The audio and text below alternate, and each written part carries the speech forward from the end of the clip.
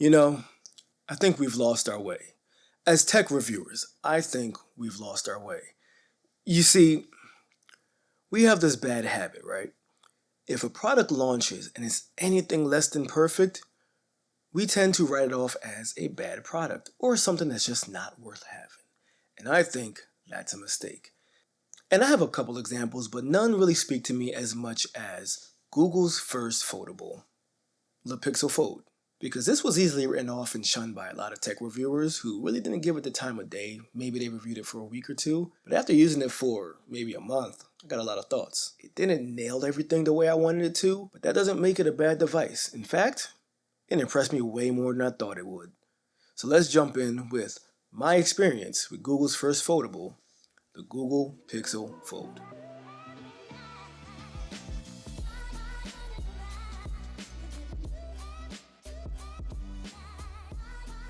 So now obviously the fold market is still very niche. It's not a lot of competitors out there, nor is there a lot of early adopters.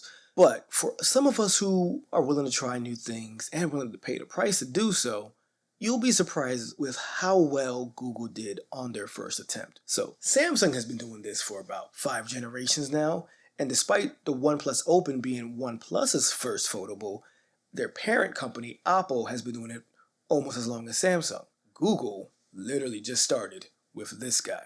And to be honest, they did some really good things that make this a more pleasant experience than maybe the more popular options. Let's start off with the design. I gotta give kudos to Google here. You see, they've never been known for their hardware prowess or just, really pushing the envelope when it comes to polish and quality assurance. This was the first Pixel in the Tensor lineup that really felt like a complete product. It feels premium, well made, well thought out. And yeah, there's a few quirks in it, but I have to say, they nailed it. I give their design like a B plus, maybe an A. Yeah, I'll give it an A minus. Let's keep it there. And here's why. First off, like I said, since the Tensor series Pixels, this is the first one to bring back their frosted matte back. And I love it.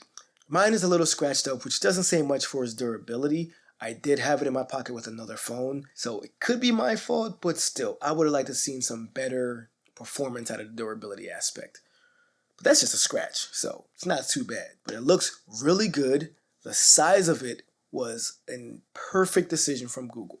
I love the front 5.8-inch screen and just this form factor. Despite it being a foldable, it is very thin. At its time, was the thinnest foldable. I'm not sure if the OnePlus Open has now beat that, but regardless, extremely, extremely thin. The hinge is directly flush in there, so it doesn't protrude, meaning you get a gapless close, which prevents dust and things of that nature to fall in between the screen while it's in your pocket, which will damage a foldable screen. But it has a nice heft to it, a quality heft to it. Feels really good, and that screen, my god, I love it. Google nails screens mainly for their calibration and just how Pixel UI scales to even a 5.8-inch screen. Watching movies isn't bad on this screen. Texting, video calls, browsing, Reddit, Twitter, X, whatever you want to call it, all those things work perfectly fine on the front screen, to the point where I don't feel like I have to unfold my phone to enjoy it. In fact, I only unfold this phone when I really, really want to. Maybe I want to watch something on a bigger screen, or if I'm reading a book or a manga, then I'll do it. But the design, they nailed it. You still have that very Pixel look with a protruding camera bar. Now, it doesn't go across the screen like the slab phones do, but it is still very noticeable. Still prevents the phone from rocking. Honestly, it looks good. It's a glossy metal, but it's fine. It's fine. I actually like the way it looks a little bit. I don't know if I would like it on a slab phone, but it works on the foldable. And going back to the screen, it is an LTPO 120Hz display that can drop down to 1Hz when needed, so it does help with power efficiency, which this phone kind of needs. It is bright. I believe it goes to 1600 nits brightness. I can't recall the exact number, but when I am outside in this Florida sun, it works fine. I don't really have any issues looking at it from the front screen. I actually wouldn't mind a slab Pixel that 5.8 inches if it was a chunk. It's like wide. It's not chunky. It's kind of a wide screen for its size, which I like. Comfortable. Comfort is key. Even with it being a foldable, it is a comfortable device to hold. Now, what happens is when you unfold it though, is things change a little bit.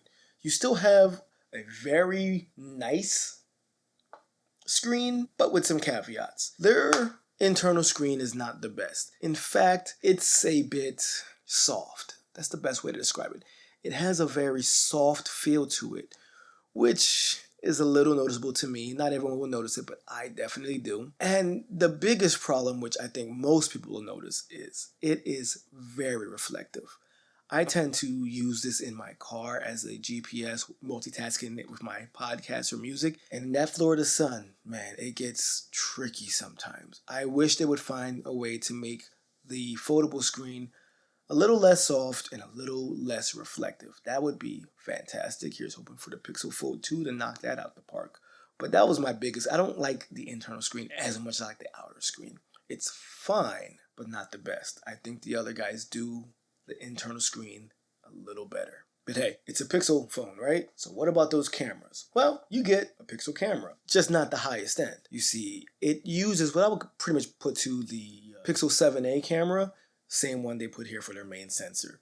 Now, telephoto and ultra wide, lower quality, still very usable, still good, just not the quality of like the Pixel 8 Pro or even the 7 Pro. It's going to be like the Pixel 7a, but it's fine. Obviously, you get that Pixel computational photography and their AI smarts. You still have your magic editor and all those things that make a Pixel camera a Pixel camera. I'm not upset with this camera. It's just I've used better on other Pixel devices. Video camera it's fine. That's the thing with the cameras. They're fine. But what's funny is for them being fine in comparison to Pixels, they are great in comparison to other foldables, compared to Samsung's and probably a little more head on with the OnePlus. It's a great camera. Best camera you'll get on a foldable. OnePlus Open might try to take that crown. That's going to be a little bit more subjective. How about the software? That's a big function of foldables. You don't get a foldable phone and expect it to run just like your regular phone. No, you want to have those foldable features. And this does some things really good, and I don't know if it's the Pixel Fold that doesn't impress me with the software or if it's just foldables in general. Let me get a little deeper into it. You see, phones like the Samsung Fold as well as the OnePlus Open can actually do more than just 2 screens at a time. They can go up to 3. I think the OnePlus does 4. I have to look into that. I haven't got my hands on that one. I want to, but I haven't. This only does 2. So maps, music, podcasts, whatever, notes, messaging, you can set up these app pairs. The problem is you can't save those app pairs for quick access. Not yet, at least. I believe that's coming in the future, but it's not here yet. So we're going to talk about it as if it isn't here yet. Now, another software issue that was around its launch was the fact that mainly social media apps just wouldn't open up to the full screen size of the internal screen. Solutions was you can either rotate it or you can just focus on your really usable front screen. They have fixed that now. Now you can actually force the aspect ratio of every app to widen and be used as a regular app. It kind of looks like you're doing like online, like you're going on the website for Instagram or for X or Twitter or whatever you call it. So it's really good. Games obviously can be stretched out, and most of them are optimized for foldables, which is really good. I love it. Asphalt 9, Call of Duty, they work really fine with the giant screen. But that was something that just we had to wait for. I mean, almost 5 months down the road before it came out. And there's just not a lot of foldable only features. They have the wonderful taskbar on the bottom, which allows you to multitask a little easier. But they're missing some things. Like I wish the front screen and the internal screen were customizable on a separate level. The other guys let you have more customization. I would love to have my own setup on the front when I'm using it one-handed mode, is then a separate one for internally when I'm opening up the phone. That would be perfect. They need some fold-only features. And maybe even add a pen or some better note-taking apps. Things of that nature to make the Pixel Fold stand out as a foldable and not just a giant Pixel. But other than that, the software is that Pixel software. This one is going to get the 5 years of updates and security, so it's not going to match the 8 Pro, which is up to 7, but you still have Pixel software, Pixel updates, feature drops, kind of. Because that last feature drop didn't send some of the Pixel 8 features to the Fold, which is annoying because if you spent $1,800 on this, I want everything. I want it all. But like I said, the software is fine. It is very fluid, very smooth. Pixel nails the animation. It is very helpful. It is that Pixel user experience that you know I love, and I hope you love too. But like I said, not everything's perfect, especially when it comes to battery life. That's where it's a little lackluster. It's not bad battery, but it's lackluster. For such a giant phone that's used for multitasking, gaming, watching movies, this should have damn near 2-day battery. And it gets maybe a day. Maybe. Depending on your usage, you can stretch it out to the end of the day. I tend to micro charge because I have my car charger as well as my charger in the office as well as my charger in my room. So off and on, I'm just dropping it on and charging here by here. But not everyone has that luxury. So for a lot of people, you cannot fully rely on the battery to last you a whole day. Now, it's not going to die in the middle of the day. It's not like Pixel 4 status, but I found myself on certain days having to make sure I top it off at like 8 or 9 o'clock before I'm ready to go to bed. It's not fun. I wish they can do more. And not just battery life, but also the Tensor G2. After using the Tensor G3, going to the Tensor G2 just makes me a little annoyed.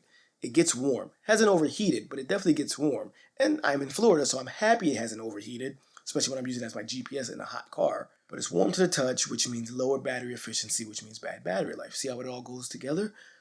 And the performance is it's okay. Everyday scrolling is going to be fine. Gaming is going to be meh, but it's not a powerhouse. For a foldable phone at $800, it should be a powerhouse. So my main gripe with this phone is Google didn't release this with the Tensor G3. And then 6 months later, my light just turned off. I apologize. We're going to keep going. Google didn't start this off with the Tensor G3.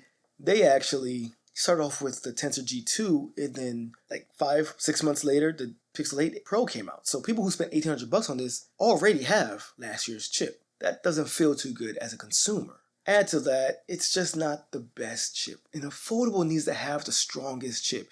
It needs to be a powerhouse, and I don't think they focus on the powerhouse.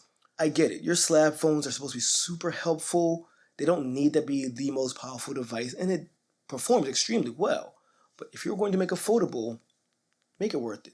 So I hope with the Pixel Fold 2, if they decide to release one, they use that to showcase Tensor G4, showcase the power, showcase the potential, and then 6 months down the road, release the Pixel 8. So you have the Tensor G4 at a cheaper cost. Speaking of cost, $1,800 for a chipset that's going to be old in 6 months? No. Bad move. Did not like that decision. This should have came with either the Tensor G3 or it should release at $1,500. That's what I think they should do. I hope that this year Google releases this at $1,500, maybe $1,600.